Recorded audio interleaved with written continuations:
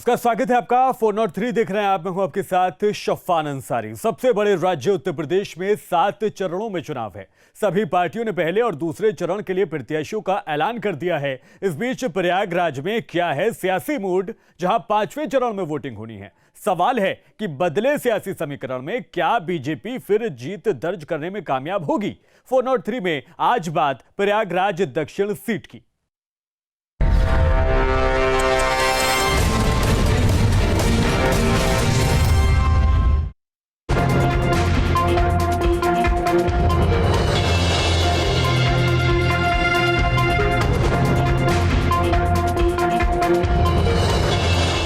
प्रयागराज, जिसे संगम नगरी भी कहा जाता है, जहां 3 नदियों का संगम है, तो धर्म और राजनीति का संगम भी दिखाई देता है।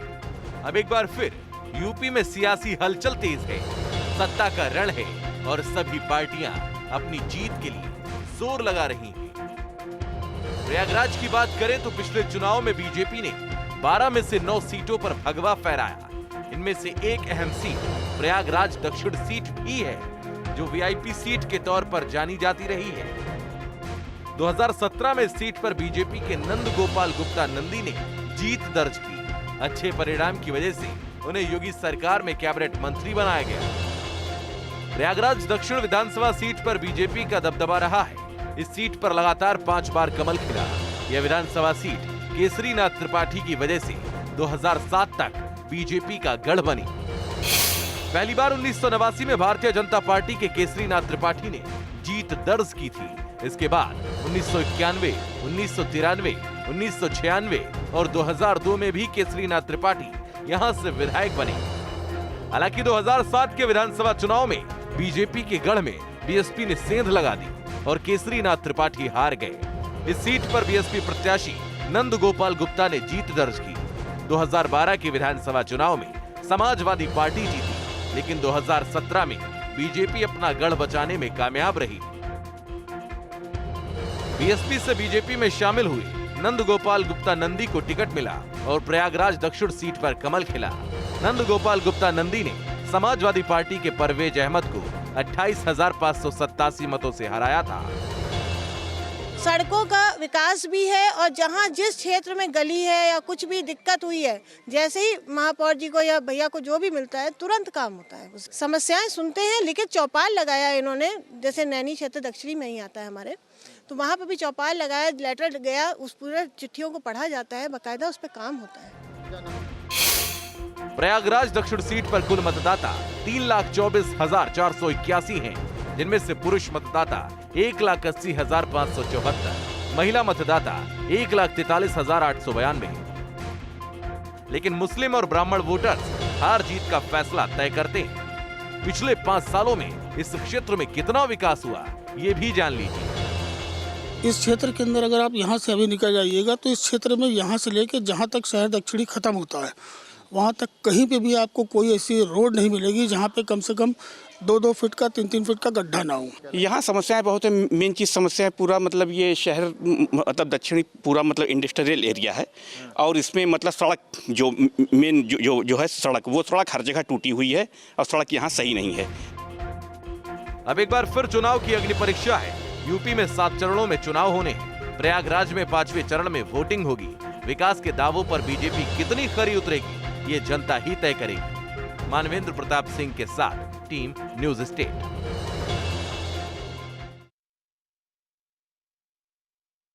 प्रयागराज दक्षिण सीट से बीजेपी के नंद गोपाल नंदी विधायक हैं।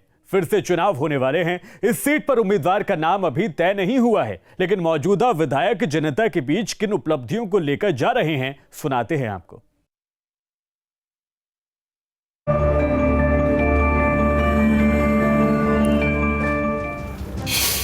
इस कार्यकाल की सबसे बड़ी उपलब्धि 2017 से 2022 आदरणीय प्रधानमंत्री जी के नेतृत्व में, माननीय मुख्यमंत्री जी के मार्गदर्शन में प्रत्येक जिले के प्रत्येक गांव के अंतिम व्यक्ति तक सरकार की योजनाओं का लाभ पहुंचे, इसके लिए सरकार ने काम किया, हमने काम किया। अंतिम गांव तक, अंतिम मोहल्ले तक विकास की रोशनी पहुंचे, इसके लिए काम किया। विगत 40-50 सालों में जो काम नहीं हुए थे, ढूंढ ढूंढ के, खोज खोज के उन गलियों का, सड़कों का निर्माण कराया गया। लोग दोबारा आपको वोट क्यों दें?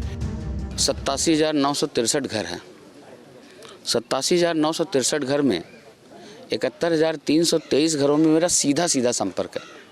किसी के यहाँ मेरी इतनी बड़ी फ़ोटो लगी है, किसी की बेटी की शादी में हमने मदद की है, किसी ने हमारी मदद की है, किसी के यहाँ हमने बीमारी हजारी में मदद की है, किसी मोहल्ले में पार्क बनाया है, किसी मोहल्ले के लोगों की कोई समस्या थी, गेट लगानी है।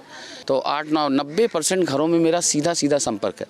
आज़ादी के बाद पहली बार 2017 में कोई विधायक होगा जो 93,000 नहीं, 35,000, 30,000, 40,000, 34,000 में विधायक हुआ करते थे।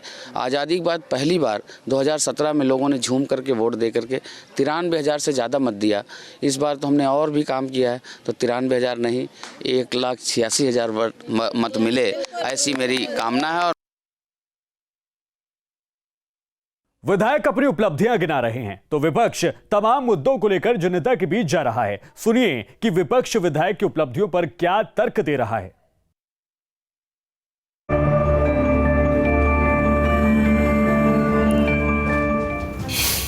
इस कार्यकाल में विकास कार्यों को कैसे देखते हैं? वो 4.5 साल का 5 साल होने जा रहा है।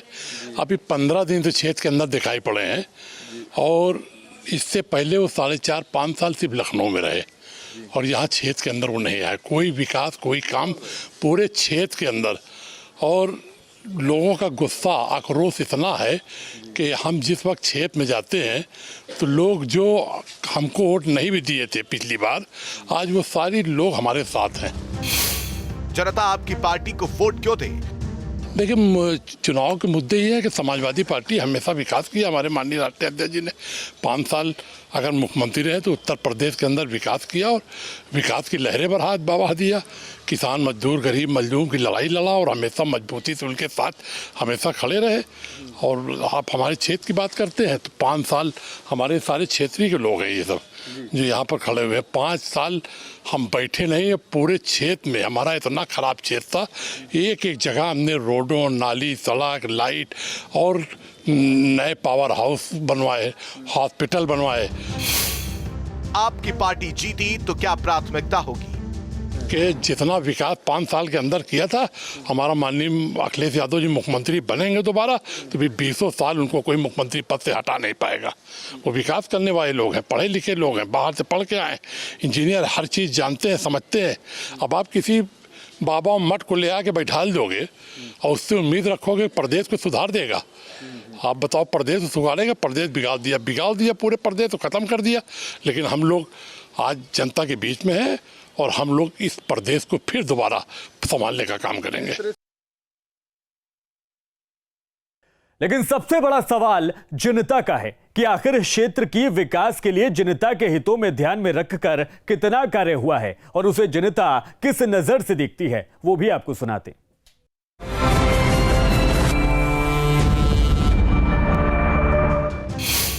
क्या इलाके में विकास से आप संतुष्ट हैं?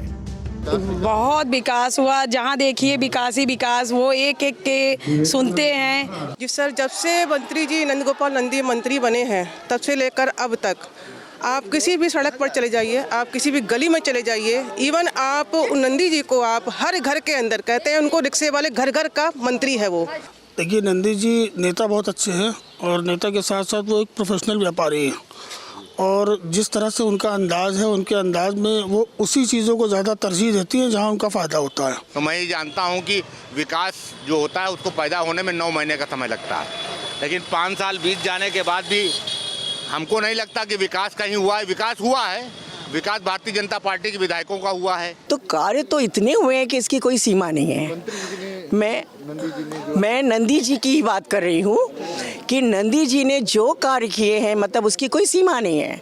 विकास के नाम पे इन्होंने धोखा दिया है। आप पूरे करेली क्या, इलाहाबाद, उनके क्षेत्र की जितनी सड़कें हैं वगैरह हैं, एरिया हैं, आप खुद देख लीजिए कि उन्होंने क्या किया। नंदी जी ने शहर दक्षिणी के लिए कुछ भी नहीं किया। शहर दक्षिणी में 5 साल में विकास का कोई कार्य नहीं हुआ।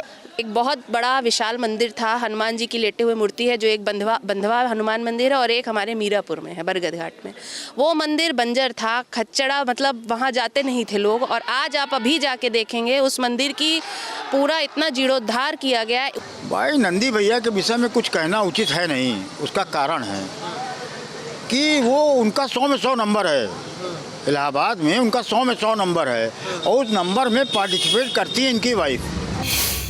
स्थानीय समस्याएं क्या है? अभी आप चले जाइए सिविल लाइन साइड में तो वहाँ भी गड्ढे हैं।